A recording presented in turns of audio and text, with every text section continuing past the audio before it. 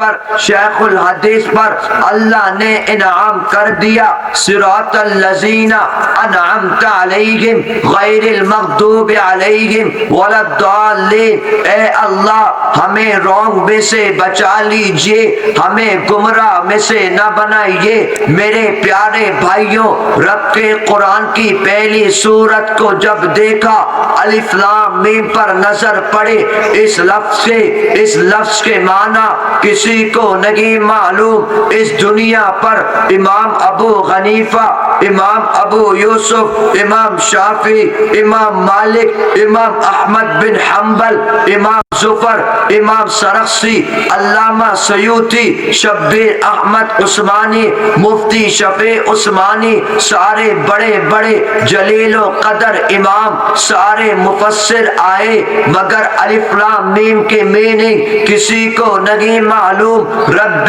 کائنات نے ساری دنیا والوں کا علم کو ختم کر دیا۔ اس کا معنی صرف رب العالمین اور رحمت للعالمین صلی اللہ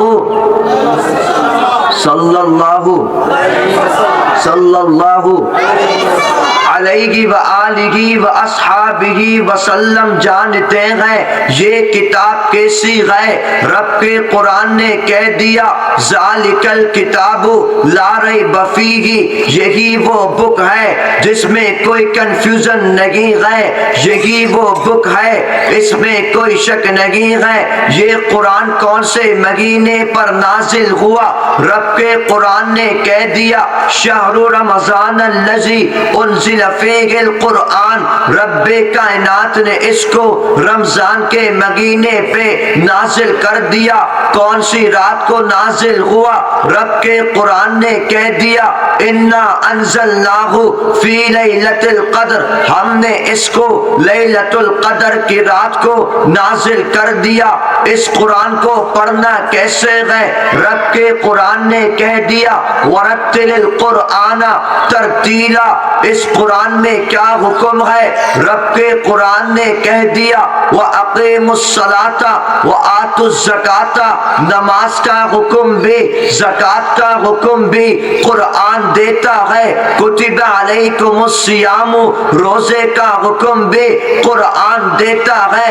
پھر حج کا حکم، الحج اشہر معلومات کا حکم بھی قرآن دیتا ہے۔ میرے لیے اور آپ کے لیے کیا چیز حلال ہے؟ رب کے قرآن نے کہہ دیا، احل اللہ البیع وحرم الربا، تمہارے لیے بزنس کو حلال کر دیا، تمہارے لیے سود کو حرام کر دیا۔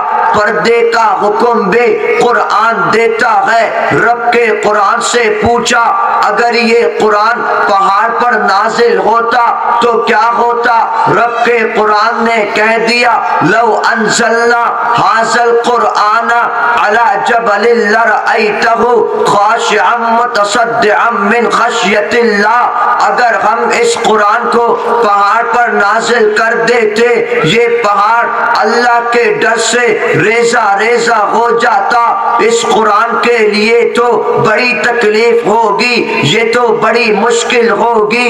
رب کے قرآن نے کہہ دیا، نا نا، وَلَقَدْ يَسَّرْنَا الْقُرْآنَ لِلذِّكْرِ فَهَلْ مِن مُدَّكِرٍ، ہم نے اس قرآن کو یاد کرنے والوں کے لیے، حافظوں کے لیے آسان کر دیا۔ جب رب سے پوچھا کہ اس کی حفاظت کیسے ہوگی، رب کے قرآن نے کہہ دیا، اِنَّا نَحْنُ نَزَّلْنَا الذِّكْرَ وَإِنَّا لَهُ لَحَافِظُونَ، رب خود کہتا ہے، ہم نے اس قرآن کو نازل کرا، ہم نے اس کی حفاظت کرنے والے ہیں۔ میرے پیارے بھائیوں، اس قرآن کو جب مکہ کی سرزمین پر صحابہ کرام تلاوت کرتے، کفار مشرکین ان پر حملہ کرتے، مگر ان صحابہ کرام نے اس قرآن کو یاد کرا، نمازیں ادا کری، قرآن کی تلاوت کری، اس دین اسلام پر پہرا دیا۔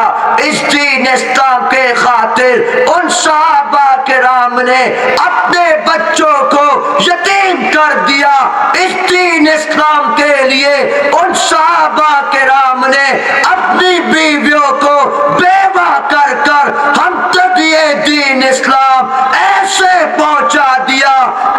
انشاءاللہ جب تک دنیا میں دین باقی ہے کوئی بھی ناستک اس دین اسلام کو نقصان نہیں پہنچا سکتا۔ میرے پیارے بھائیوں، اس قرآن مجید پر ہم نے عمل کرنا ہے۔ آج میں اور آپ مسلمان اس قرآن سے بہت دوری پر ہیں، دین اسلام سے بہت دوری پر ہیں۔ ہمیں دین اسلام کے ماحول پہ جڑنے کی سخت ضرورت ہے۔ آپ نے دیکھا آج آپ کے اس علاقے غازی پور میں بھی کتنے سارے مدرسے ہیں الحمدللہ، بنگلہ دیش ہو، پاکستان ہو اور جتنی کنٹری ہے، بے شمار مسجدیں ہیں، مدرسے ہیں جہاں ہم جاتے ہیں، پڑھتے ہیں، نمازیں پڑھتے ہیں الحمدللہ۔ لیکن یہ دین اسلام اتنی آسانی سے نہیں پہنچا میرے پیارے۔ اصل بات یہ ہے کہ میرا ہر دن بہت بیزی دن ہے بھائی، اس لیے میں اصل کی بات صرف آپ کی محبت میں آ گیا، وہ بھی کمیلہ کا پروگرام چھوڑ کر۔ اب پتہ نہیں وہاں کیا ہوگا، ابھی آگے 2-3 پروگرام اور بھی ہیں، کیسے جاؤں گا، اس لیے اصل کی بات آپ کے پاس آ گیا حضرت محتم صاحب کی دعاؤں سے۔ مختصر بات یہ ہے کہ آج میرے اور آپ تک الحمدللہ دین اسلام بڑی آسانی سے پہنچ گیا، ہمیں اس کی قدر کرنے کی ضرورت ہے۔ میرے پیارے بھائیوں، یہ دین اسلام اتنی آسانی سے نہیں پہنچا۔ جاؤ پوچھو مکہ کی سرزمین والوں سے، جب مکہ کی سرزمین پر قرآن پڑھنا بھی جرم تھا، جب مکہ کی سرزمین پر مسجد بنانا بھی جرم تھا، جب مکہ کی سرزمین پر حق کلمہ بھی بلند کرنا جرم تھا، مگر ان صحابہ کرام نے سارے ظلم برداشت کر کر مسجدیں بنائی، قرآن کی تلاوت کری، نمازیں ادا کری۔ میرے پیارے مجاہدوں، رب سے وعدہ کرو کہ انشاءاللہ دین اسلام پر ہم لوگ بھی پہرا دیتے رہیں گے۔ اس پر عہد کیجیے، اس پر یقین بنائیے، اور جب یہ یقین ہمارے گھروں سے نکلے گا، یہ یقین میرے اور آپ کے مائیں بہنوں کے دلوں میں بیٹھے گا، پھر اسی گھر سے حسن بصری جیسے، امام ابو حنیفہ جیسے، امام شافعی جیسے بڑے بڑے امام نکلیں گے انشاءاللہ۔ میرے پیارے بھائیوں، آخری بات یہ ہے کہ رب کے قرآن نے جو ایک خوبصورت آیت سے ہمیں ارشاد فرمایا، اعوذ باللہ من الشیطان الرجیم، ما کان محمد ابا احد من رجالکم ولکن رسول اللہ وخاتم النبیین وکان اللہ بکل شیء علیما۔ اللہ رب العزت صاف اعلان کر رہے ہیں، اے محمد صلی اللہ علیہ وسلم، آپ مردوں میں سے کسی کے باپ نہیں، لیکن اللہ کے رسول ہیں اور آخری نبی ہیں، شش نبی ہیں، لاسٹ پروفٹ اور محمد رسول اللہ صلی اللہ علیہ وسلم۔ بنگلہ میں آپ لوگ کیا بولتے ہو؟ نبیر پڑھے؟ نبی نہیں بولتے ہو نا بنگلہ میں، نبیر پڑھے، اس کو ختم نبوت کہتے ہیں۔ آج کل ایک فتنہ جس کا نام ہے قادیانی، کیا نام ہے؟ سب بولو کیا نام ہے؟ مسلمان نہ کافر، مسلمان نہ کافر، مسلمان نہ کافر۔ آج کل یہ فتنہ مضبوط کیسے ہو رہا ہے؟ اپنی کمپنی سے پران، شیزان، آریپل، آل ٹائم، ٹیسٹری سمیت سارا۔ میں آج بھی بیمان بنگلہ دیش میں بیٹھ کر میں نے دیکھا اور کلپ بھی ریکارڈ کرایا کہ ہمارے بنگلہ دیش بیمان میں بھی قادیانی کمپنی یوز ہوتی ہے، نعوذ باللہ۔ اور یہ لوگ آپ کو پتہ ہے اپنے آپ کو اللہ کے نبی کہتے ہیں، نعوذ باللہ۔ تو سب ہاتھوں کو اٹھاؤ سارے، شاباش، اور بولو آج کے بعد سے پران یوز نہیں کریں گے انشاءاللہ، شیزان یوز نہیں کریں گے انشاءاللہ، ان کی ساری پروڈکٹ کا بائیکاٹ کریں گے انشاءاللہ۔ ٹھیک ہے میرے پیاروں، سب تیار ہو انشاءاللہ؟